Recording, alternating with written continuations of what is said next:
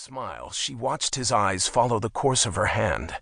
Their present circumstances had made her thin with brutal efficiency, but she was still beautiful. The wind outside shrieked, flinging snow at the window of their tiny, one-room apartment.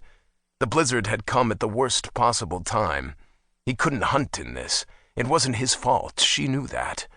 But it is his fault, insisted a voice buried in the back of her mind. Her neighbors in Ontario County would have called it a white Christmas. She scoffed at the thought. She still didn't understand the point of the holiday, even after all the years she'd spent in this wretched country.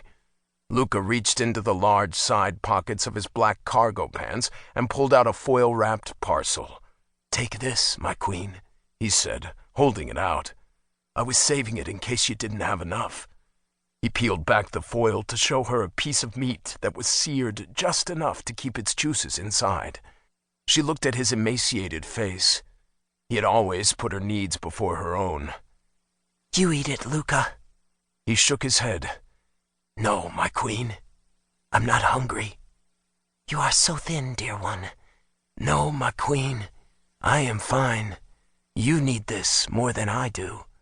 Saliva sluiced into her mouth like spring runoff overflowing the banks of a creek. "The girl was very tasty, wasn't she?" Liz mused. "Yes, my queen. I was lucky to find someone so healthy in such a shitty little bar. Usually, they are drunks or worse, but she was young and fresh." She eyed the package and then tore her eyes away. "You're sure you've had enough?" Luca swallowed and nodded. "Yes, my queen. You eat it. I am full."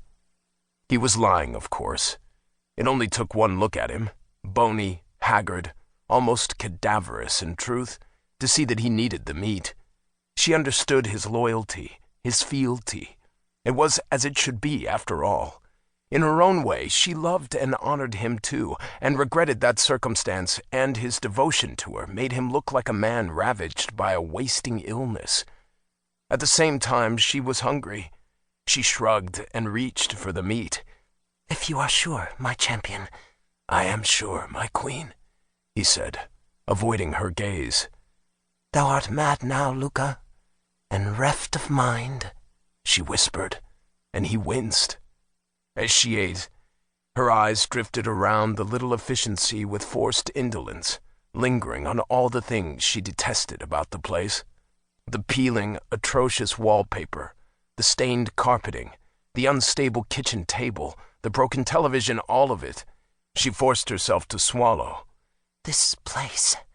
She pursed her lips, then lifted her arms out from her sides and let them fall, unable to find English words strong enough to express the depths of her hatred for their present state of affairs. "Dath tairir miklankartil ath taya." He looked at her, the small smile at hearing the ancient language dying stillborn on his lips as the meaning of the words sank in. "Please don't say that, Your Grace." Luca's eyes darted around the room. "This place is beneath you, I know, but it's temporary, my queen. We can pack and leave tonight, or we can just leave.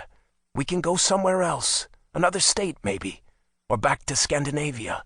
You pick the place, my queen, and I'll make it happen." His voice rang with some of the confidence and competence she had come to expect from him. Her eyes locked on his. "You'll make it happen? You promised to take care of me."